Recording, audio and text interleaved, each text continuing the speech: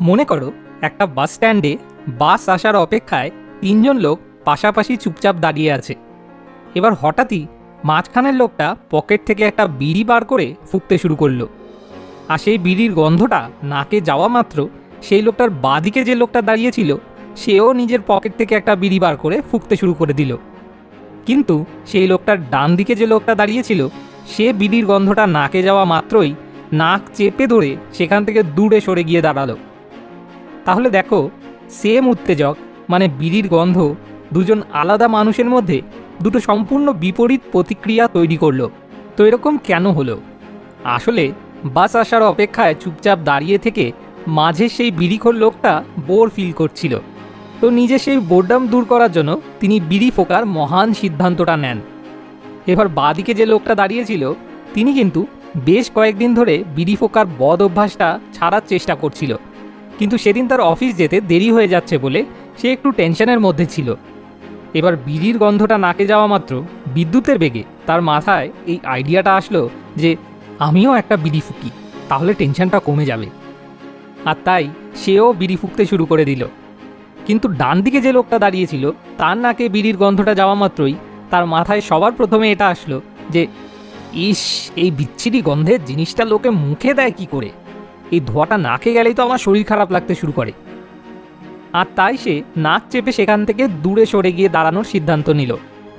আমাদের বিভিন্ন বদ অভ্যাসগুলোর জন্য আমরা আমাদের বাইরের পরিস্থিতিকে দায়ী বলে মনে করি, কিন্তু একটু গভীরে গিয়ে দেখলে আসলে কোনো পরিস্থিতিতে আমরা নিজেকে নিজে কি বলি সেটাই আমাদের বদ অভ্যাসগুলোর জন্য দায়ী।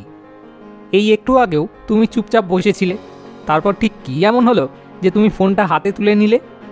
তুমি হয়তো বলবে এই নতুন কিছু আপডেট আছে কি না সেটা চেক করার জন্য ফোনটা নিয়েছিলাম, কিন্তু আর একটু গভীরভাবে ভেবে দেখলে তুমি বুঝতে পারবে যে আসলে তুমি হয়তো বোর ফিল করছিলে বা এরকম কিছু একটা ফিল করছিলে যে ফিলিংটা বা মেন্টাল স্টেটটা তোমার পছন্দ হচ্ছিল না, আর তাই সেটাকে চেঞ্জ করতে পারার জন্যই তুমি ফোনটা হাতে তুলে নিয়েছো।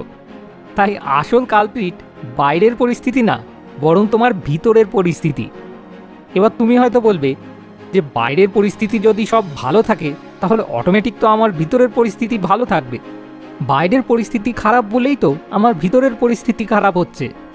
যেটা একদম সত্যি কথা, বাইরের পরিস্থিতি তুমি হাজার চেষ্টা করে নিলেও কখনো নিজের নিয়ন্ত্রণে আনতে পারবে না। সেখানে যদি তুমি সত্যিই চেষ্টা করো তাহলে নিজের ভিতরের পরিস্থিতি তুমি অবশ্যই পুরোপুরি না হলেও অনেকখানি নিজের নিয়ন্ত্রণে আনতে পারবে। তাই বুদ্ধিমানের কাজ এটাই হবে যে বাইরের পরিস্থিতি ফিক্স করার পিছনে মিনিমাম ফোকাস দিয়ে ম্যাক্সিমাম ফোকাসটা নিজের ভিতরের পরিস্থিতিকে নিয়ন্ত্রণে রাখার উপর দেওয়া। যখনই বাইরের কোনো পরিস্থিতি তোমার কোনো একটা বাজে অভ্যাসকে ট্রিগার করার চেষ্টা করছে, তখন তোমাকে সতর্ক হয়ে ইচ্ছা করে সেই বাজে অভ্যাসটার ব্যাপারে বাজে বাজে জিনিস নিজেকে একের পর এক মনে মনে বলতে থাকতে হবে। এতে করে বাইরের পরিস্থিতি তোমাকে নিজের বশীভূত করে নিতে পারবে না, অর্থাৎ সেই বাজে অভ্যাসটা ফলো করার জন্য তোমাকে বাধ্য করতে পারবে না।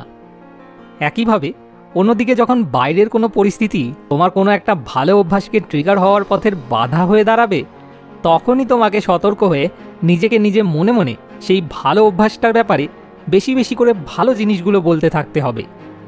ফর এক্সাম্পল, 3 দিন হলো তুমি রোজ সকালে উঠে বাড়ির পাশের পার্কটাতে গিয়ে জগিং করছো। এবার আজ সকালে উঠে দেখলে তোমার গা হাত পা একটু ম্যাচ ম্যাচ করছে, আর কাল রাতে একটু বৃষ্টি হয়েছে, ফলে রাস্তায়ও একটু একটু জল জমে সামান্য কাদা কাদা হয়ে রয়েছে। তো প্রথমে তো এই পরিস্থিতিতে তুমি অসতর্কভাবে নিজেকে নিজে মনে মনে বলতে শুরু করলে, আরে শরীরটা ম্যাচ ম্যাচ করছে, ওয়েদারটাও কেমন একটা গুমোট হয়ে রয়েছে, আজ আর জগিংয়ে গিয়ে কাজ নেই।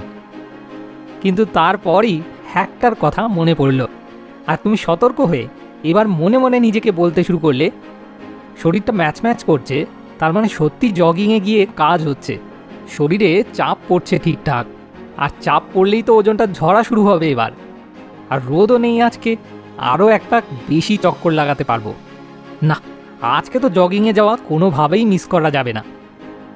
এই বলে তুমি চটজলদি রেডি হয়ে জগিংয়ে বেরিয়ে পড়লে। এটা তো গেল আমরা নিজেকে নিজে কি বলি সেটার আমাদের অভ্যাসের উপর কি প্রভাব পড়ে সেটা।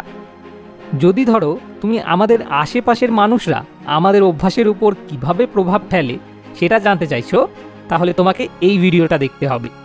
তোমার সাথে আবার দেখা হচ্ছে এই ভিডিওটাতে।